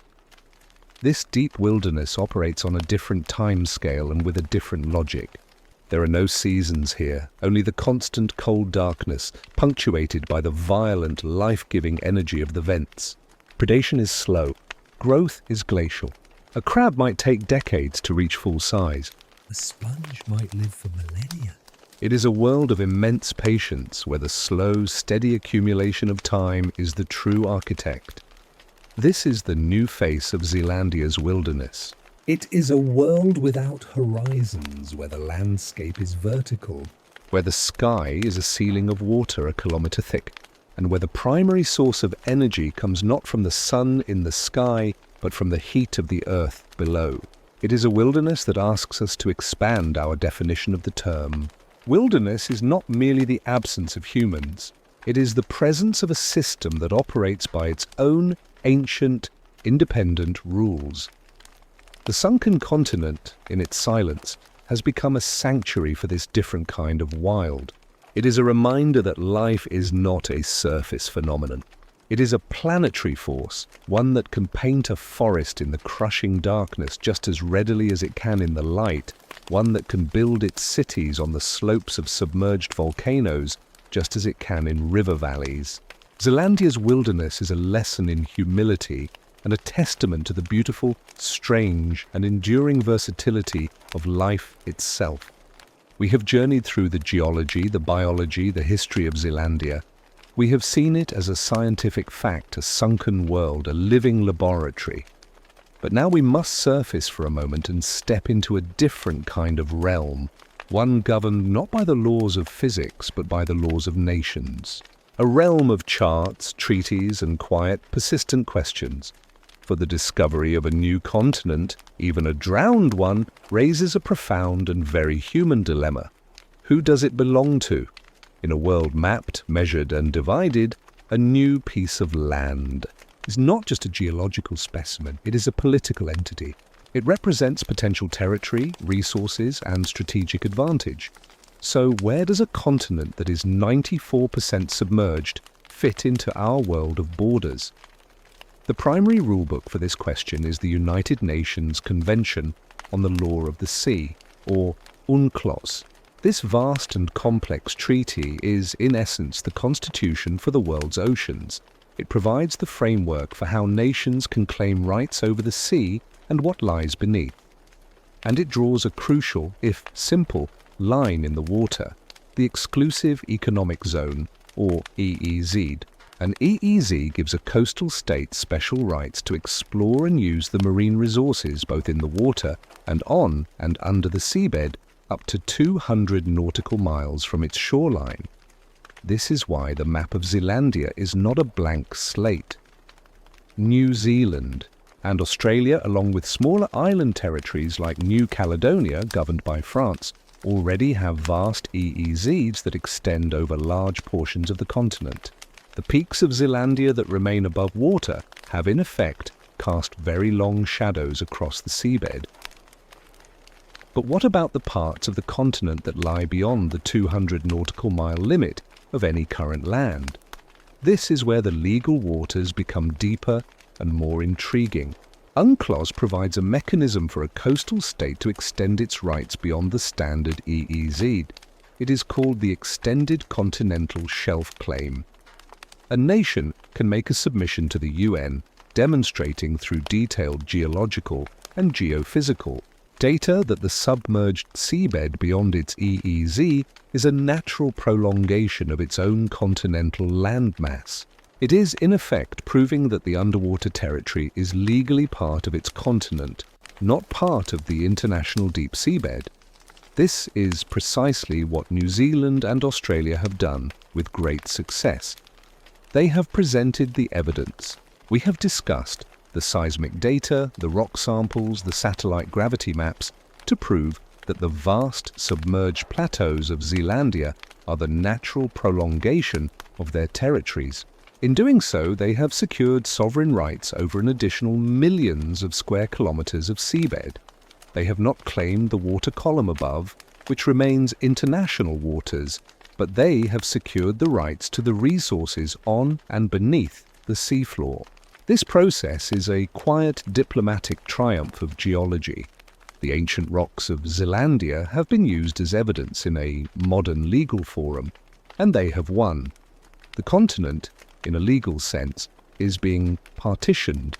Its riches, potential oil and gas reserves, valuable mineral nodules like phosphorite and cobalt-rich crusts, and rare genetic resources from its unique deep-sea life, fall under the jurisdiction of these few nations. But this raises deeper, more philosophical questions. Does a continent, a fundamental piece of the planet's architecture, truly belong to anyone? Or is our system of ownership based on the historical accident of which dry land is closest, merely a convenient, if arbitrary, overlay? Zealandia challenges the very premise of our political geography. It is a single, coherent geological entity being divided by lines drawn on the water's surface. There is also the matter of the international community. The deep seabed beyond national jurisdiction, known as the area, is designated by UNCLOS as the common heritage of mankind. Its resources are meant to be managed for the benefit of all humanity. As the science of Zealandia advances, could there be calls for some of its more central, truly international regions to be managed under this principle? For now, the legal status of Zealandia is a testament to human ingenuity in carving up the world. We have taken a planet of seamless geological transitions and imposed a grid upon it. Zealandia, the quiet continent, has been silently enrolled into this system. Its identity is now dual. It is a geological wonder and a geopolitical entity. Its story reminds us that no discovery, no matter how pure its scientific intent, remains outside the complex web of human affairs. The same depths that hold fossils of a lost world also hold the promise of future wealth and the seeds of potential cooperation, or conflict. The legal depths, it turns out, are just as complex and layered as the geological ones, and in their own way, just as profound. We have seen Zealandia as a physical entity, its rocks, its borders, its drowned landscapes. But a continent is more than its mass. It is a player in the Earth's systems, a character in the story of our planet's climate and oceans. Though submerged, Zealandia is not passive. It is a ghost in the machine, its silent bulk exerting a profound and continuous influence on the world above the waves. To understand this, we must learn to see the invisible, the flow of water and the paths of air. The most direct way Zealandia shapes its environment is by being an obstacle. The great ocean currents of the South Pacific, those massive planet-spanning rivers within the sea, do not flow unimpeded. As they move, they encounter the vast, elevated platform of the Zealandia continent. This is not a wall they can crash against, but a submerged mountain range over which they must climb. The most powerful of these is the Antarctic circumpolar current. The mightiest current on Earth, a relentless, eastward-flowing river of water that circles Antarctica, connecting the Atlantic, Pacific and Indian Oceans. As this current approaches New Zealand, Zealandia forces it to divert. It is split like a stream around a great stone. One branch is funneled through the narrow gap we call the Cook Strait, accelerating as it passes. Another is deflected southward past the dramatic fjords of Fiordland, and another northward along the submarine canyons of the Hikurangi Trench. This simple act of getting in the way has global consequences. By redirecting these currents, Zealandia helps control the distribution of heat around the planet. The currents it steers carry warm water from the tropics toward the poles, and cold water from the poles back toward the equator. It is a planetary thermostat, and Zealandia is one of its key, if unseen, regulators. But the influence runs deeper and literally colder. As these powerful currents are forced to rise up and over the submerged plateaus of Zealandia, the Campbell Plateau, the Chatham Rise, something remarkable happens. The deep, nutrient-rich water from the abyss is drawn up to the sunlit surface. This process is known as upwelling. Where there are nutrients and sunlight, there is life. These upwelling zones around Zealandia are among the most productive marine ecosystems on Earth. They are the great pastures of the South Pacific. Microscopic plants, phytoplankton, bloom in astonishing abundance, forming the base of a rich food web. This supports vast populations of fish, which in turn support iconic species like albatross, seals, and whales. The Hikurangi Trench, in particular, is a renowned feeding ground for the majestic ocean travelers. The silent continent, by stirring the deep, breathes life into the ocean. Zealandia's influence also reaches into the sky. The same mountain peaks that resisted the drowning now shape the weather. The Southern Alps, the towering spine of the South Island, act as a massive barrier to the prevailing westerly winds, known famously as the Roaring Forties. As this moisture-laden air is forced to rise over the mountains, it cools, condenses, and releases its burden as rain. This creates the hyper-wet climate of the West Coast, where rainforests thrive, and one of the highest rainfalls in the world is recorded. But on the other side of the mountains, a rain shadow falls. The air, having dumped its moisture, descends, warming and drying. This creates the much drier, sun-drenched landscapes of the Canterbury Plains and central Otago. The very climate of the islands, the distribution of rainforest and vineyard, of glacier and dry land, is a direct creation of Zealandia's topography. The continent decides where the rain will fall, and on a grander scale, the presence of this large, elevated landmass, even submerged, influences the behavior of larger weather systems and the very pressure systems that dictate the climate of the South Pacific. It is a fixed point in a fluid atmosphere, a stone around which the winds must flow, subtly altering storm tracks and pressure gradients in ways that are still being unraveled by climatologists. Zealandia, therefore, is not a relic. It is an active component of our living planet. It directs the ocean's circulation. It fertilizes the sea. It sculpts the climate. Its influence is woven into the very fabric of the South Pacific, from the migration paths of the great whales to the weather patterns that define life on its islands. The ghost is not silent. It speaks in the language of physics and chemistry. It whispers in the paths of currents and writes its signature in the clouds. To know Zealandia is to know that a continent's power is not diminished by its submersion. It is simply transformed, its voice becoming one with the deep, rhythmic pulse of the earth itself. Throughout our journey, we have looked at Zealandia as a window to the past, a record of ancient Gondwana, a fossil of a drowned world. But this sunken continent holds another more urgent power. It is a mirror, and when we gaze into its dark waters, we see a reflection of our own future. For the story of Zealandia is not just a story of what was, it is a story of what is and what will be for all coastal lands in a world of rising seas. The most direct and poignant lesson is the simple, terrifying fact of inundation. Zealandia shows us what happens when the land sinks or when the waters rise. We are watching a preview. The slow, relentless drowning of its plains and valleys, the conversion of river systems into submarine canyons, the isolation of high ground into solitary islands. This is not just ancient history.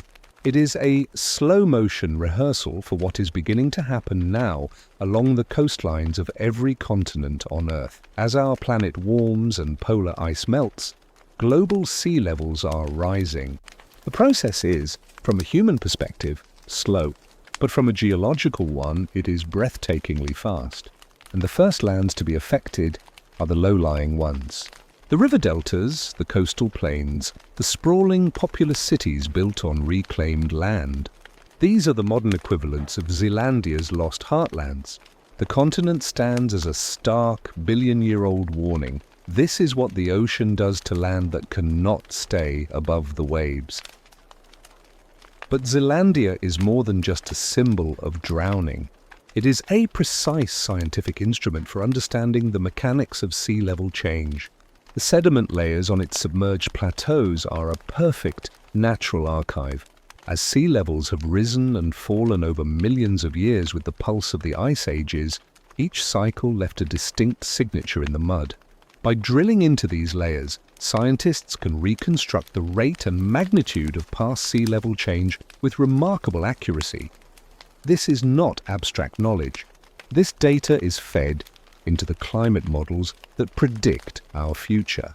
By understanding how the Earth responded to warming in the deep past, we can better forecast how it will respond to the unprecedented warming of today. Zealandia's silent seabed is whispering the rules of the game to our climatologists. It tells us how high the waters might climb and how fast. It is a ghost advising us on the coming storm. There is another, more subtle reflection in this mirror. Zealandia's unique thinned crust and its subsequent sinking is a lesson in geological fragility. It reminds us that the ground beneath our feet is not as solid as it seems. It can be stretched, weakened, and made vulnerable. In our modern world, we are creating our own versions of this fragility. In many coastal cities, we are not just facing rising water from the oceans, but sinking land from below due to the extraction of groundwater and the weight of our own infrastructure. Is a double sinking a pincer movement of submergence? Zealandia's geological fate is becoming a human one. Yet in this sobering reflection, there is also a lesson in resilience. Zealandia did not vanish. It adapted. Its life did not end. It transformed. The lush forests were replaced by deep-sea coral gardens. The terrestrial ecosystems were succeeded by bizarre chemosynthetic communities. The continent found a new equilibrium, a new way to exist. This is not a comfort, but a profound, humbling perspective. It suggests that the Earth itself is resilient. Life is resilient. It is human civilization with its cities, its farms, and its borders drawn at sea level that is fragile. The planet will continue with or without us, in forms both beautiful and strange. Zealandia's enduring existence is a testament to that.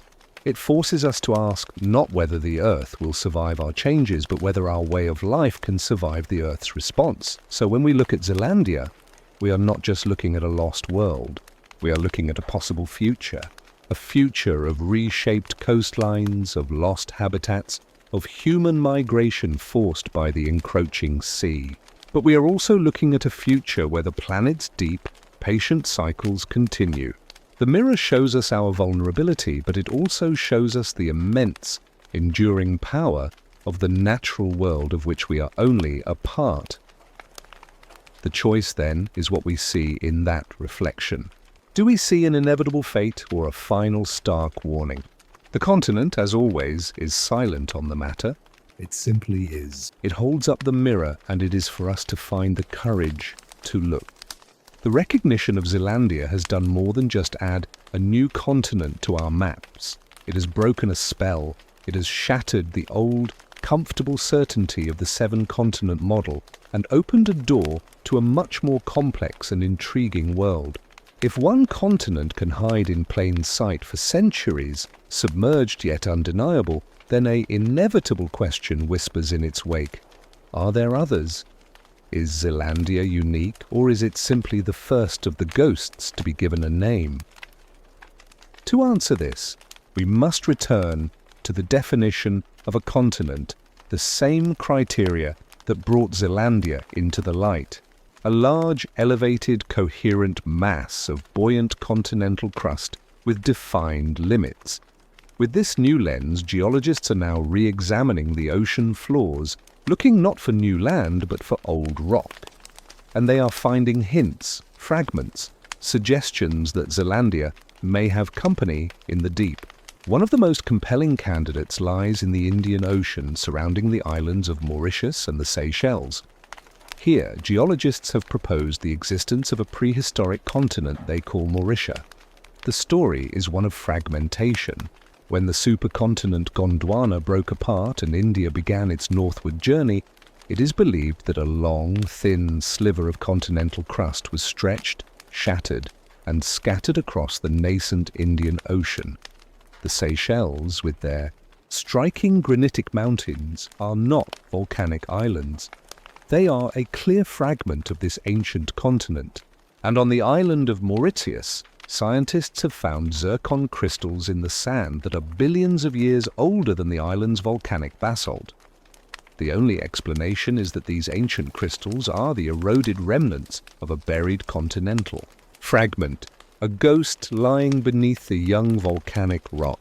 Mauritia is not a single landmass, but a galaxy of continental crumbs, a ghost of a ghost. Then there is the Kerguelen Plateau. This is a massive submerged volcanic plateau in the southern Indian Ocean, one of the largest such features on Earth. For a long time it was considered a large igneous province, a vast outpouring of volcanic rock.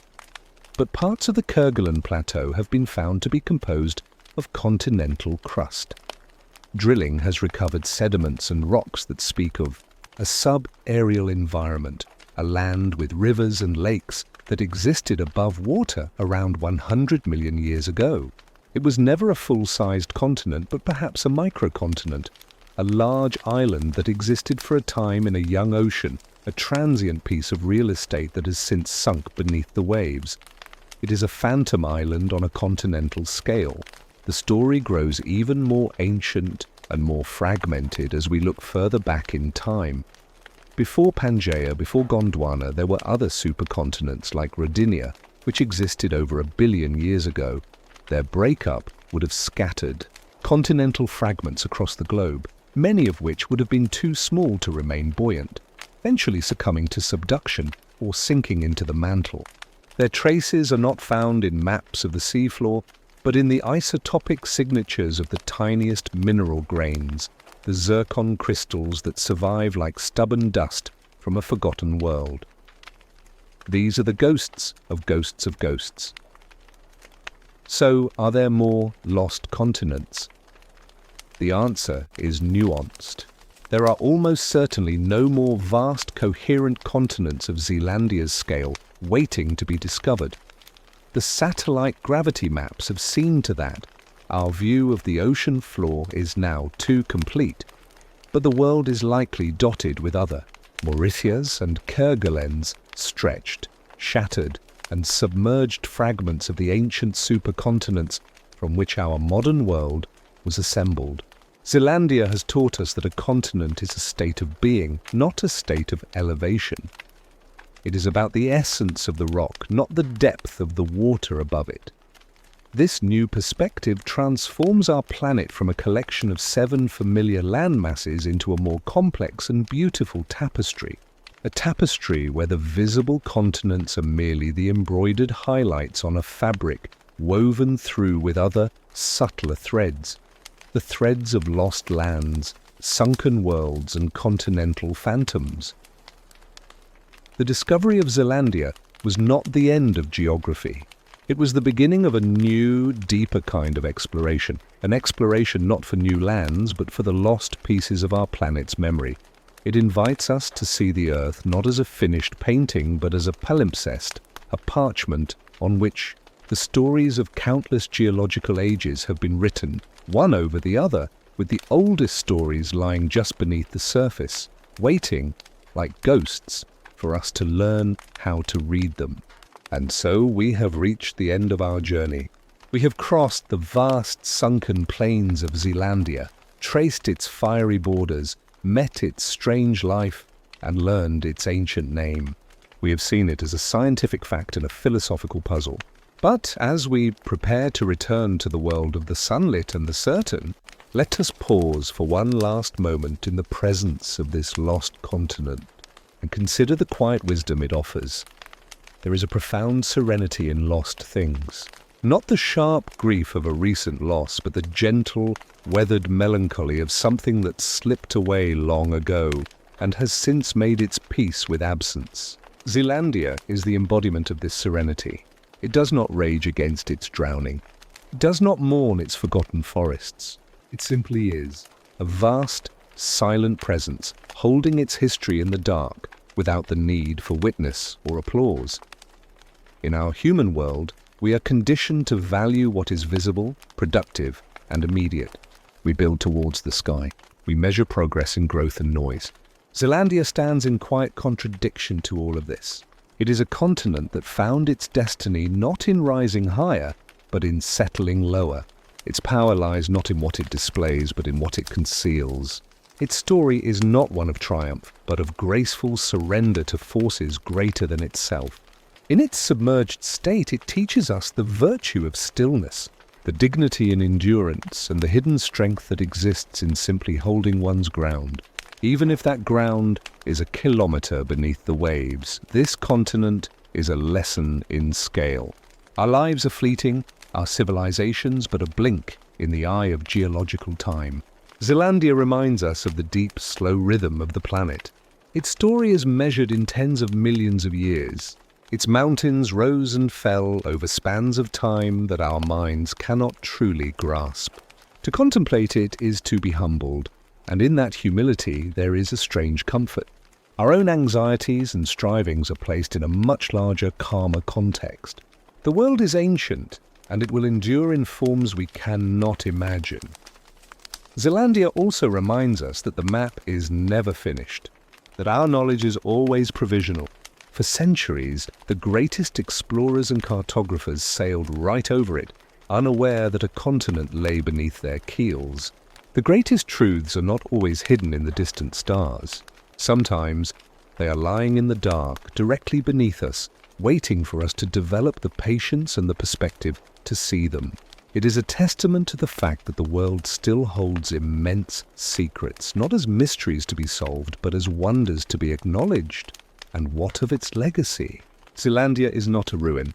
It is not a failure. It is a different kind of continent, a sanctuary of silence, a cradle for deep sea life, a stabilizer of ocean currents, a living library of climate data. It has found a new purpose in its submersion. It shows us that endings are also transformations. That loss can give way to a different and equally valid form of existence. So as we say farewell to this quiet corner of the world, we carry with us more than just new facts. We carry a new sense of perspective, a feeling for the depth of time, an appreciation for the hidden architectures that shape our world, and perhaps a little of Zealandia's own serenity. The next time you look at a map of the world, let your eyes linger on that empty blue space in the South Pacific. Remember that it is not empty. It is occupied by a vast, dreaming continent, a land of serene endurance. A ghost, yes, but a gentle one. A lost thing that in its being lost has found a way to make the whole world feel larger, deeper, and infinitely more mysterious. The lost continent is found, and in finding it, we have rediscovered the capacity for wonder in our own, seemingly familiar planet.